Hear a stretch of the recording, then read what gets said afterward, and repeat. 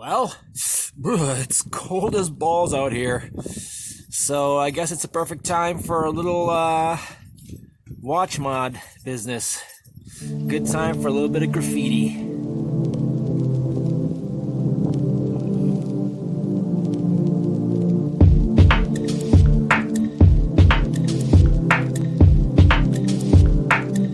Well, we've got all we need on a cold day. We've got a warm beverage. We've got a tired watchdog, and we've got a watch. So let's have a look. I was originally going to call this mod the Summit because it was inspired by the Undone Watches Basecamp. And I don't know if you've seen that watch before. It's a pretty nice, simple, elegant, kind of urban watch. I don't think it really looks like a mountaineering watch, so I don't know why they called it the Basecamp, but it's a cool watch nonetheless. The basics of this is a 7002 diver, 7002-7000 Seiko. You can tell that this is a 7002 and not an SKX because the crown is exactly at 4 o'clock, unlike in the SKX where it's just a bit higher at about 350 or 345. This is kind of a parts bin build. In fact, when I saw the Undone Basecamp, I was like, I think I have some stuff that I can make something like this, and that's kind of how it started. The only aftermarket parts on this are the dial, the hands, and the strap. The dial and hands come from AjuiceT on eBay. It's AJUICET. He also has a website, and AjuiceT is in fact the mod parts arm of Alexander James Watches. All of his parts are top-notch. The hands fit every single time. He has cases and dials, and they all fit fantastically for Seiko components. When he gets new parts in, obviously, sometimes there will be parts that do not pass quality control. So what he does is when those come in, like the dials, he actually sells them on his eBay store for a significant discount, and that's how I picked up this dial.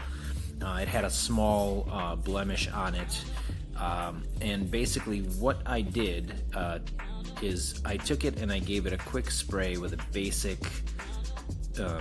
high gloss clear coat from the local hardware store, in your spray paint aisle. I did like a loose spray, not obviously to give it a solid universal coating, to give it this kind of like asphalt finish. So that's how I did that, and it does a good job of covering up any blemishes. Moving on from the dial, you can see the red chapter ring. That is the stock chapter ring, just spray painted red. Nice and simple. Same thing with the Bezel Insert. This is the stock Bezel Insert. I think I ran it a fine grit sandpaper on it, and then I spray painted it black.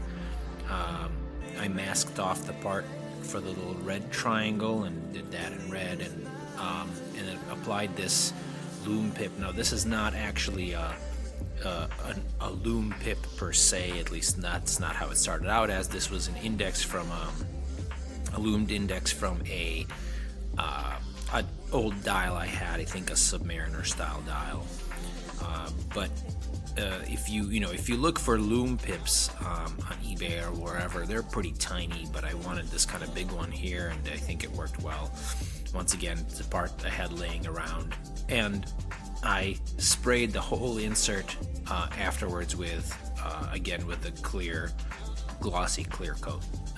I'm not 100% satisfied with it. I think it could be a little bit better, but I thought I'm good for now. I'll go back in and redo it maybe later on. And finally, this red NATO strap or Zulu strap I got on eBay.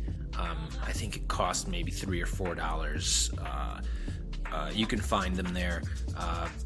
It took like a month to get here because, you know, it came from China, but if you're not in a hurry, it's the way to go. These are, they're always solid quality, they're always durable, and they work. So yeah, so with all that in mind, basically this, I decided to name this mod the Graffiti, both because of the bright, you know, colors and because of how much spray painting went into completing it, spray painting and clear coating, etc. So there it is, final wrist shot.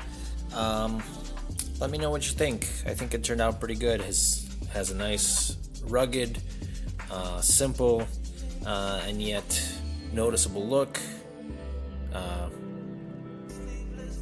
Basic color pattern. Cheers.